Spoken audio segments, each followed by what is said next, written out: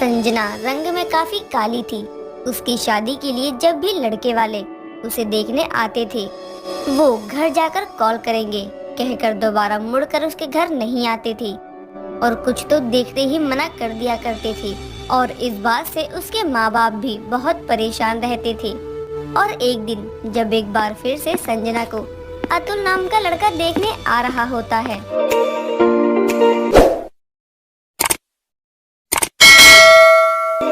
तो उसके घर वाले संजना की शादी करने के लिए एक तरकीब लगाते हैं और संजना की जगह उसकी बहन सुमन को संजना बताकर दिखा देते हैं।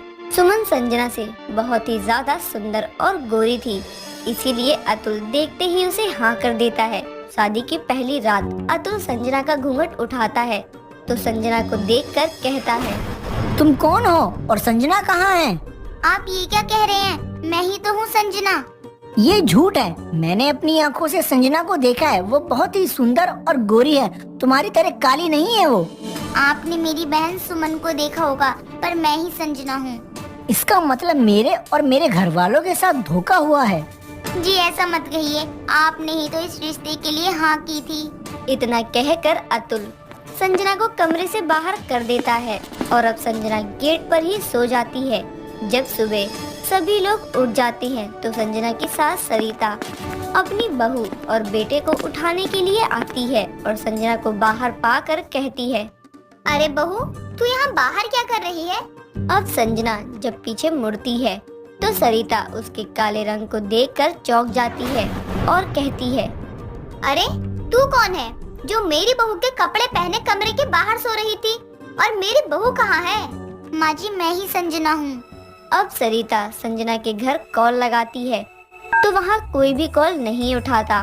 कुछ देर बाद सबको पता चल जाता है कि संजना को शादी के वक्त बदल दिया गया था और इसके पीछे की वजह जानने के लिए संजना की सास और पति जब संजना के घर जाते हैं तो देखते हैं कि वहाँ ताला लगा हुआ था और अब वो सब समझ गए थे कि अतुल और उसके घर वालों के साथ कितना बड़ा धोखा हुआ है।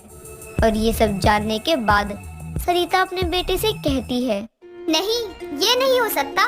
मेरी बहू और काली, अब इस काली बहू का क्या करें? हमें तो इसने समाज में मुंह दिखाने लायक नहीं छोड़ा। करना क्या है माँ? इसे बाहर निकाल फेंको। अरे ऐसे नहीं कर सकते ना, बात थोड़ी ठंडी होने दे, फिर इसे ऐसे बाहर निकालूंगी कि कभी वापस ही ना आ पाए। ठीक है माँ। इतना बोलने के बाद दोनों माँ बेटे घर आते हैं और आकर खाने की टेबल पर बैठ जाते हैं और तभी वहाँ पर संजना अपनी पहली रसोई का खाना बनाकर ले आती है और उन दोनों के आगे रख देती है। तभी अतुल कहता है, ये सब क्या नौटंकी है? किसने कहा तुम्हें ये सब करने के लिए? तेरी हिम्मत कैसे हुई मेरी रसोई में जाने की और सब सामान को हाथ लगाने की? माँ जी, आज मेरी पहली रसोई है तो मेरा हक है ये सब करने का। क्या कहा? तेरी पहली रसोई? तुझे क्या लगता है हम तुझ जैसी काली बहू के हाथ का खाना खाएंगे? सही कह रही है माँ। आप तो ऐसे मत कहिए ना, मैं आपकी पत्नी हूँ। ए काली लड़की, तू हमारी कोई नहीं है, समझी तू? और अतुल, इसे अभी घर से बाहर कर, मैं इसे अब और नहीं झेल सकती। हाँ माँ, अभी करता हूँ उसे घर से बाहर। इतना कहकर अतुल संजना का हाथ पकड़कर उसे घर से बाहर कर देता है। संजना रोती है और चिल्लाती है पर उसकी कोई नहीं सुनता है। अब संजना का ना तो मायके में कोई था और ना ही ससुराल में कोई था। अब बेचारी यहाँ वहाँ भूखी प्यासी भटकती रहती है। यहाँ वहाँ भटकने के बाद संजना एक आश्रम के बाहर बेहोश हो जाती है और वहाँ की कुछ औरतें उसे अंदर ले जाती हैं। जब संजना की आंखें खुलती हैं तो वो सब उससे उसके यूं दर बदर भटकने की वजह पूछती हैं और फिर संजना उन्हें सब कुछ जो उसके साथ हुआ रोते हुए बताती है। और उनमें से एक महिला जिसका नाम महक था, वो संजना से कहती है, बहन, हम सब भी तुम्हारी तरह पीड़ित महिलाएं हैं जिन्हें किसी न किसी कारण ससुराल से निकाल दिया गया है, लेकिन हम सब एक साथ रहकर अपने सारे दुख और दर्द भुलाने की कोशिश करते हैं। तुम भी हमारे साथ रह जाओ। बहन, मैं चुप नहीं बैठ सकती ऐसे। उन्होंने मुझे ये कहकर निकाला था कि मैं एक काली बहू हूँ। अब मैं अपने इसी अपमान को अपनी ताकत बनाना चाहती हूँ। बस आप मेरा साथ दे दो। ये तो अच्छी बात है बहन, हम सब हमेशा तुम्हारे साथ हैं। बताओ क्या करना है? बहन, मैं बस एक छोटा सा होटल या ढाबा खोलना चाहती हूँ और अपने हाथ के खाने से अपनी एक पहचान बनाना चाहती हूँ। ठीक है बहन, हम तुम्हारी मदद करेंगे और इस काम में पैसे की भी बहुत जरूरत होती है। ठीक है बहन, मैं आपका ये उपकार कभी नहीं भूलूंगी। अब सभी औरतें जो उस आश्रम में थी वो मिलकर पैसे जमा करती हैं और कुछ अधिकारियों से बातचीत करके काली बहू की रसोई नाम से एक छोटा सा ढाबा खोलती हैं, जिसमें कि संजना और बाकी की सभी आश्रम की औरतें काम करती हैं। और उस ढाबे में आए सभी लोग संजना के हाथ का खाना बहुत पसंद करते हैं।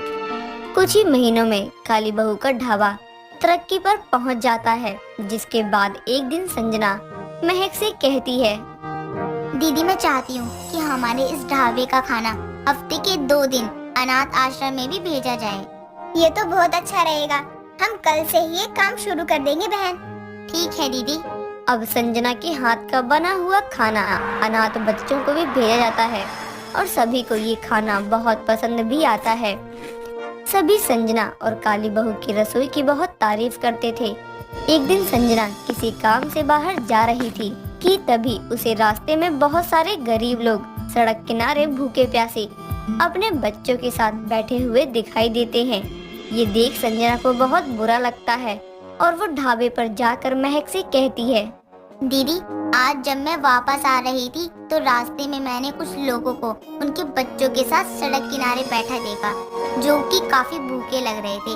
हम उनकी मदद पैसे से तो नहीं कर सकते, पर उन्हें 2 टाइम का खाना देकर तो कर सकते हैं ना। संजना, तुम्हारा दिल बहुत बड़ा है, तुम बहुत जल्दी दूसरों को दुखों को अपना बना लेती हो। लेकिन बात ये है कि हमारे पास इतना राशन नहीं है कि हम और लोगों को खाना खिला सके, क्योंकि ढाबे से इतने पैसे नहीं आते हैं। उन दोनों की ये बातें ढाबे के काउंटर पर आया एक मोहन नाम का आदमी सुन लेता है, जो अपने खाने के पैसे देने आया था। तभी वो ये बात सुनकर कहता है, बताओ कितने पैसे की जरूरत है, मैं मदद करूंगा। आप कौन है और आप हमारी मदद क्यों करना चाहते हैं? मैं कुछ दिन पहले ही आपकी काली बहू के रसोई के ढाबे पे खाना खाने आया था और मुझे खाना बहुत ज्यादा पसंद आया, जिसके बाद मैंने काफी लोगों से पता किया कि ये ढाबा आखिर है किसका। तो उन सब ने मुझे आपके और आपके लाइफ के बारे में बताया कि आपके साथ क्या क्या हुआ है, और मुझे आपके बारे में बहुत कुछ जानने को मिला। इसलिए मैं दोबारा खाना खाने के साथ साथ आपकी मदद के लिए भी आया था। मैं भी आपके और आपके इस आश्रम के साथ जुड़ना चाहता हूँ। मैं आपके सपनों को पूरा करना चाहता हूँ, बदले में मुझे कुछ नहीं चाहिए। ये सब सुनकर संजना को खुशी होती है और अब मोहन संजना और काली बहू की रसोई दोनों की मदद करता है।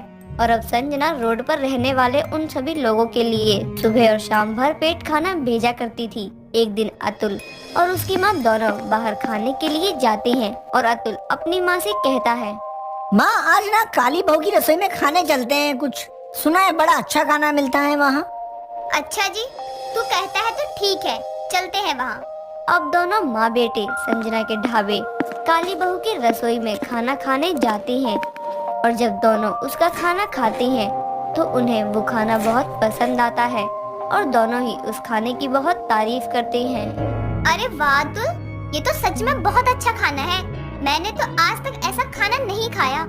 हाँ माँ, आपने सही कहा, मैंने भी आज तक ऐसा खाना नहीं खाया। इतना कहने के बाद जब सरिता पीछे की ओर देखती है तो उसे संजना की एक बड़ी सी तस्वीर दिखाई देती है, जिसके नीचे लिखा होता है, काली बहू की रसोई में आपका स्वागत है। और ये देखकर दोनों ही माँ बेटे चौंक जाते हैं और फिर जब वो वेटर से उसके बारे में पूछते हैं तो उन्हें पता चलता है कि ये ढाबा संजना का ही है। और ये जानने के बाद उन दोनों को बहुत पछतावा होता है। जो भी उन्होंने संजना के साथ किया वो याद करके और फिर दोनों माँ बेटे संजना से मिलने आते हैं और उसे माफी मांगकर उसको अपने साथ ससुराल ले जाने के लिए बोलते हैं, जिस पर संजना कहती है, ये अच्छी बात है कि आप दोनों को अपनी गलती का एहसास हो गया है, पर अब मैं यहाँ से कहीं नहीं जाऊंगी, क्योंकि अब यही मेरा मायका है और यही मेरा ससुराल। इतना कहकर संजना वहाँ से चली जाती है।